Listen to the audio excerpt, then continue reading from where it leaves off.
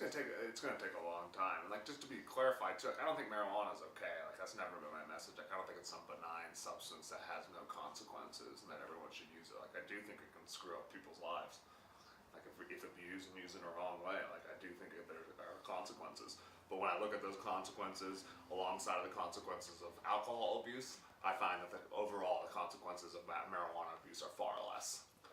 And that's the message I think that we need to get out. And I think we need to start looking at addiction not as some sort of like societal or like criminal problem, but we need to start looking at addiction as what it is, a public health problem. And I think we need to start having that discussion.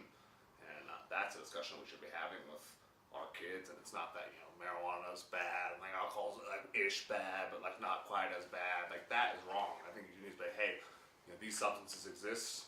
Some people have very serious addiction problems with them and substance abuse problems. If we have it in my family, I think those families absolutely have to have those conversations more than other families. And like, look, we have, because they're definitely proven that addiction is genetic and hereditary. And I think we need those discussions that need to be treated like a health issue. Like if you say, I have a bad heart and we have heart disease in my family, like you tell that to your children when they get to a certain age. You say when they're a teenager, you should watch your diet. And, we have heart disease in our family.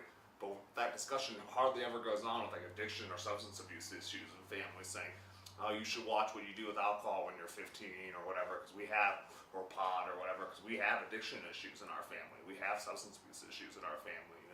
Uncle Jimmy or whatever's life is all screwed up because he's a drunk and an alcoholic. But we never have those discussions. Like, these are things that we don't talk about in society. And I think that's wrong. And I think that's what we need to get to changing. And I think by legalizing marijuana, we're getting closer to having more honest discussions. You need to have